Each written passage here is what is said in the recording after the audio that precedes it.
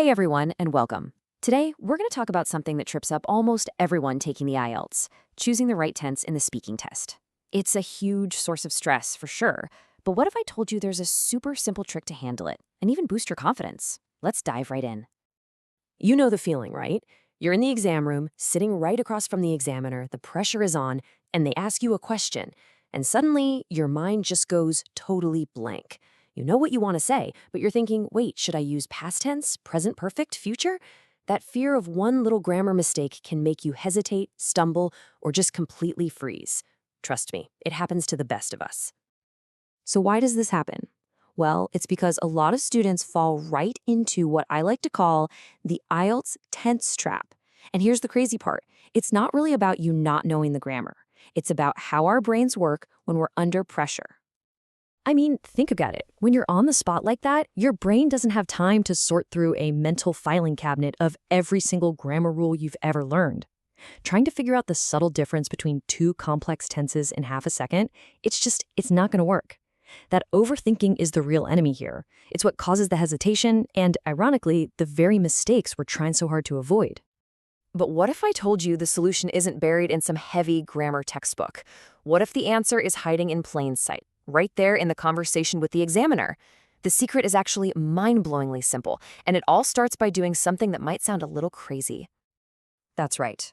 I want you to forget the complicated rules. Seriously. Just for a minute, take a deep breath with me, and just let all that grammar stress go.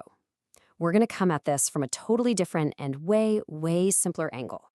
Okay, you ready for this? This is the big secret. The key to answering with the perfect tense isn't about thinking harder about your answer. It's about listening more carefully to the examiner's question. Everything you need is right there. No joke, that's the whole game. Now, this isn't just some nice idea, right? It's a real, practical method. In fact, we can break it down into a super easy, two-step method that you can use for pretty much any question that comes your way. All right, here we go. Step 1, just listen to the question and figure out what tense the examiner is using. Are they saying do or are? Boom, that's present. Did or were? Yep, that's past. Will? You got it, that's the future. And then step 2 is even easier. You just mirror it. You match that exact tense when you start your answer. Think of it like a matching game, not some scary grammar exam. Okay, so theory is one thing, but let's see how this actually plays out with some real examples you might get in the test. This is where the magic happens and it all starts to click. Just look at this pattern. It's so clear. The examiner asks, what do you do?